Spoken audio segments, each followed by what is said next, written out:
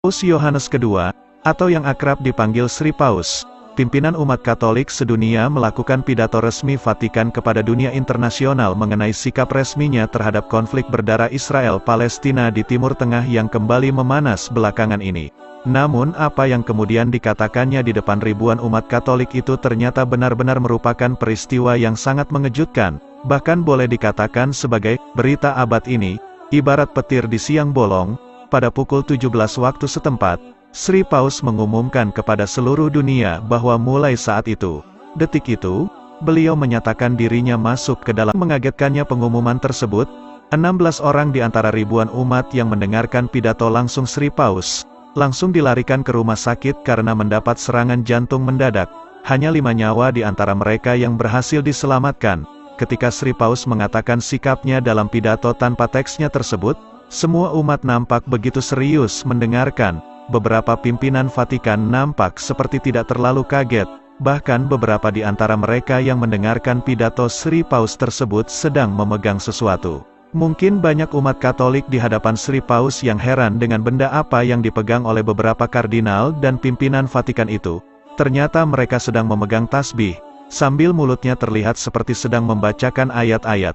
Ternyata para pimpinan dan pengurus Vatikan semua sudah tahu bahwa semenjak beberapa bulan terakhir, Sri Paus bahkan sudah mulai melakukan sholat dan puasa, dan itu juga dilakukan bersama-sama dengan mereka semuanya.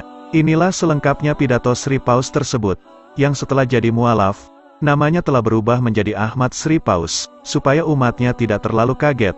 Maka Ahmad Sri Paus tidak mengucapkan salam sebelum memulai pidatonya. Yang terhormat umatku, yang berada dalam kasih Tuhan, hari ini adalah hari Minggu yang cerah. Tujuan saya berdiri di podium ini tak lain adalah untuk membuat pengumuman penting yang harus saya umumkan ke seluruh penjuru dunia saat ini juga, yang mana menurut saya, semakin saya tutup-tutupi apa yang ingin saya kemukakan itu, justru akan semakin tidak baik.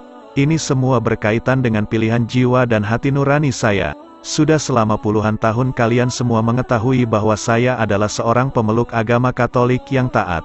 Bahkan saya adalah pemimpin umat Katolik di seluruh dunia, sekaligus sebagai wakil Tuhan di dunia ini, atau Vicarius Filii Dei.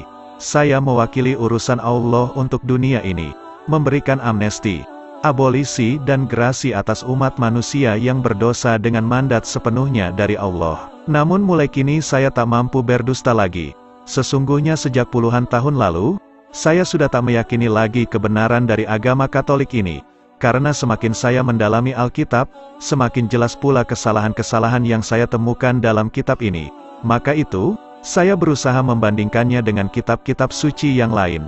Dengan kitab Injilnya Kristen Protestan, malah semakin rusak. Dengan kitab Wedanya umat Hindu, Tuhannya juga ada 3. Barulah ketika saya mulai membaca Al-Quranul Karim, saya tahu apa yang selama ini sebetulnya saya cari-cari. Ribuan umat yang berada di hadapan Sri Paus nampak bingung dan saling bertanya-tanya. Kemudian Sri Paus melanjutkan ucapannya.